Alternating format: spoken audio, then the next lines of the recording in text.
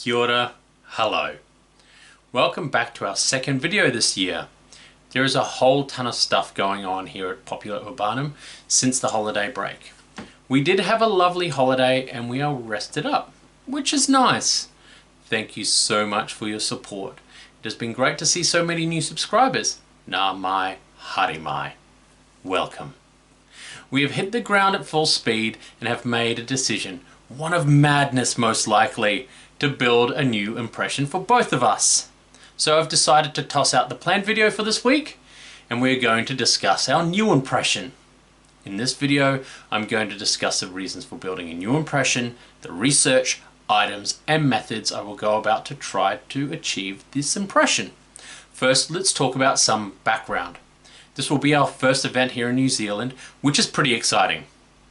We are not too familiar with the community here, so it will be an opportunity to get to meet our fellow reenactors and living historians. This event that we are going to is a single day event. It has a reputation of being quite hot, reaching up to about 35 degrees Celsius or 95 degrees for our friends using the old school measurement. As this is traditionally a combat event, and we do not have any non-combat displays built yet, and our tent has not yet arrived from overseas, we were both at a loss of what to do besides sitting around in someone else's tent, and I'm still not quite able to put on armor for combat. This is when the madness hit. Why not go as pilgrims? You have the benefits of having a nice shady hat, you get to walk around talking to people, so we get to meet as many people as possible. This would be an individual impression. We are our own context. To learn more about what I mean by that and how we research, refer to our video on building an individual impression, link up there and down there. One thing I have not mentioned so far is this event is on the 8th of February, so we don't have much time at all. So far we have been working away at this project for about 2 weeks. Now you have the background completed, let's discuss what we need to build to get this research and impression started. As usual, all sources are below. Let's talk about the impression itself. We've decided to depict Flemish merchants on pilgrimage to Santiago de Compostela. Since I like to have a year to affix my impression to, we'll be going with 1390s due to the fashion of our costume. This allows us to make certain decisions of what we should and should not equip ourselves with. As merchants, even on pilgrimage, our clothing and equipment would be of good or high quality. If we chose to depict the infirm or beggars on pilgrimage, we could then instead to wear patched clothing or no shoes and things like that. If we refer to Chaucer and the description of both the merchant, whom he describes as dressed in motley, high on horse he sat, upon his head a Flemish beaver hat, buckled his boots were, fair and neatly. And further on in the book we see, and the haberdasher, carpenter, a weaver, a dyer too, and tapestry maker were all clothed in the livery of their imposing guild fraternity. Full fresh and new their costume was. Their knives were mounted not with brass, but all with silver, wrought clean and well. Their girdles and their pouches befell. Each of them seemed splendid burgess, to fit their grace a guildhall on a dais. Oh boy, just here is all the middle class goodness, guilds and fraternity. Gets me all juiced up for that guild video. Oh, they're coming, I promise. I will also refer to Peirs Plowman, Passus 5, page 47. Appalled as a paynim in a pilgrim's wise, he bare a staff bound with a broad strip in bindweed wise, wound about, a bowl and a bag he bare by his side, 100 ampullas on his hat set, signs of Sinai and shells of Gallica, many a cross on his cloak, keys also of Rome, and the vernicle in front also, so that men should know, and see by his signs what shrines he had sought. In short, a pilgrim dressed as a paynim, which was a Muslim or Jew. He with a staff, his staff is bound with bindweed, he has a bowl and a bag, and a hat he is covered with icons and badges of his travels. As both of these works were written in the late 14th century, it is reasonable to infer that we are viewing some of the fashions and items that were in use during the period that we are choosing to depict. As I've previously made a video detailing how I research an impression, you may want to pop over there and watch that for a close look at my process. Otherwise, this video would be about 25 minutes long and most of you drop off around about the 5-minute mark, which means you miss out on the awesome endings. To reiterate quickly, when researching, we refer to any images, written accounts, scholarly research, or even better, archaeological finds regarding medieval pilgrims. We are quite lucky since there is a slew of information regarding medieval pilgrims, including archaeological finds, frescoes, manuscript images, and the aforementioned tales. Let's discuss what we need to put together to complete the impression based on this evidence.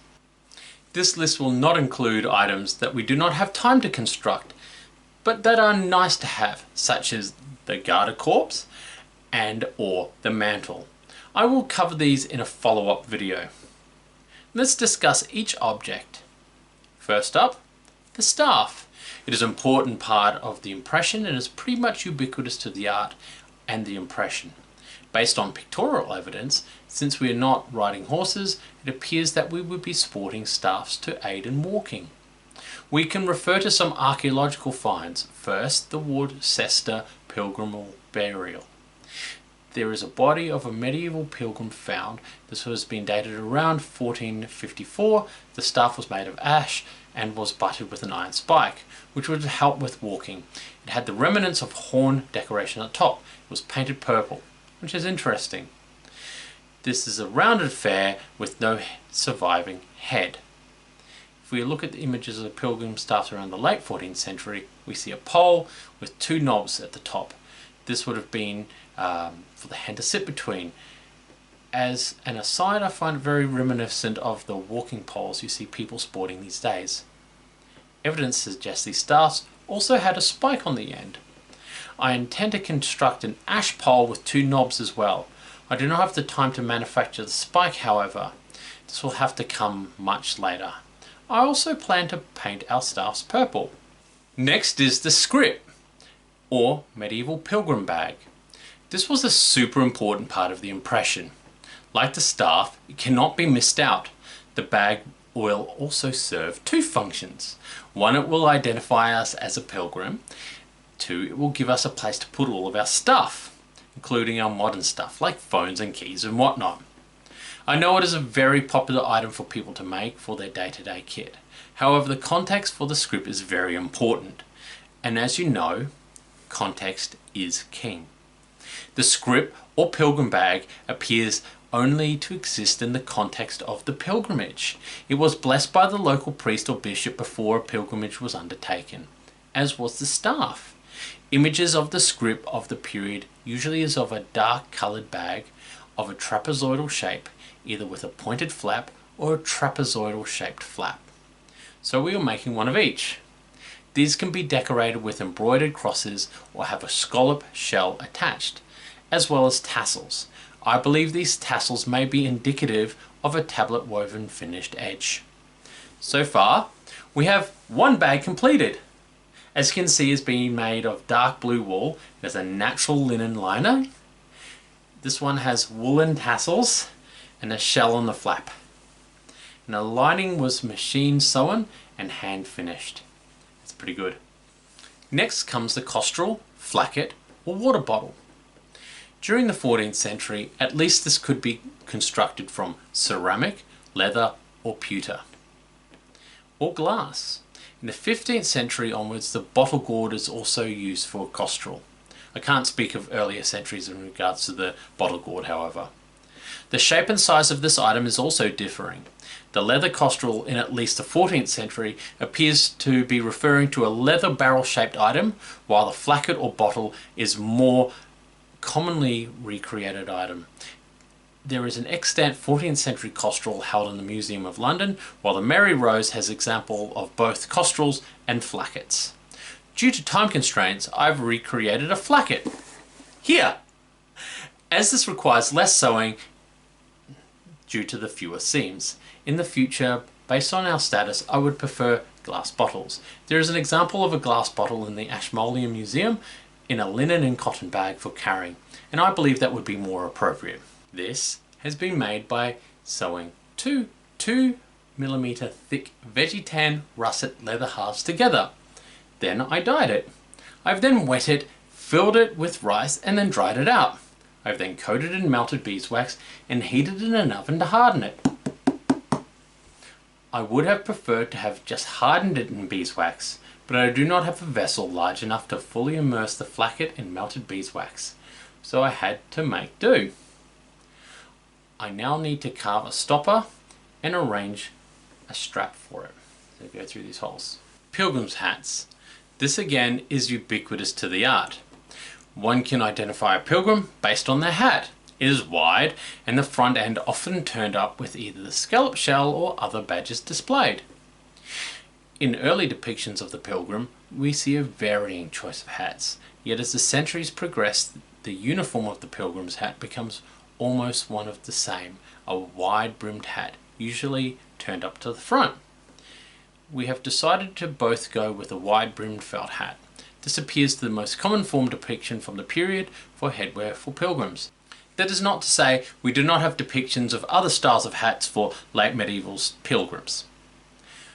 We do have two hats. Well, that is to say we have so very many hats.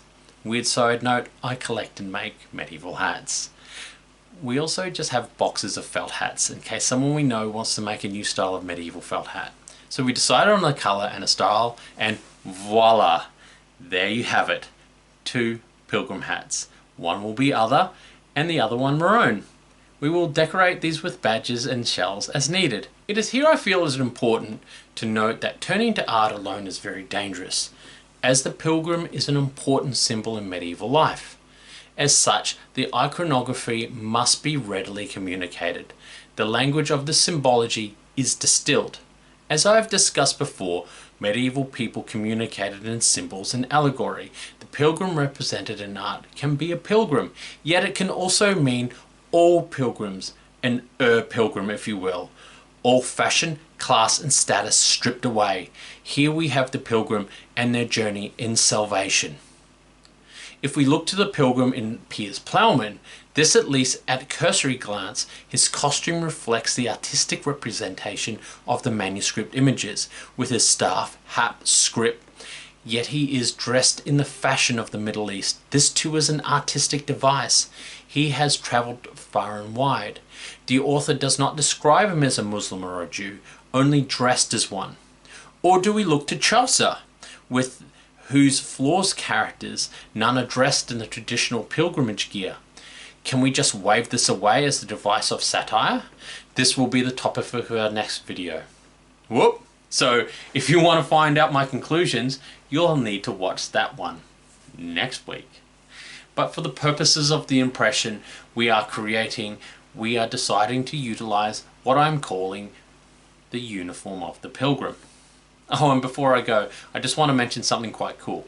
When I was researching this video, the passage about the pilgrim from Peirs' Plowman, again briefly, he bare a staff bound with a broad scrip in bindweed-wise wound about. When that came up, I researched what bindweed was, since I had no idea. Bindweed is a prolific pest vine. Turns out it can be turned into twine and woven. This very vine has been strangling my mint to death over the last couple of months, and I've been fighting a constant war with it. Now it does not go into the bin. Now it will become twine. Looks like season 2 has started off with a bang. Lots of new subscribers and new faces over on social media. I know it's mostly due to the sewing videos, but hey, a man can dream. I know you all love my dreary history stuff as well. I'm amazed we are now over 200 subscribers mark. I thought we would never make it over the 50 mark. It's a real humbling experience that you all think my mumblings are worth subscribing. Thank you. I do have plans for our first viewer giveaway very soon. We just need to get through this impression and get that all completed and through the event, and then I will get it all set up and we'll be announcing what the actual giveaway will be. Oh, hi! I didn't see you there. Means you must have enjoyed the video. So like, comment and subscribe. And remember, stay safe, have fun, and keep reenacting.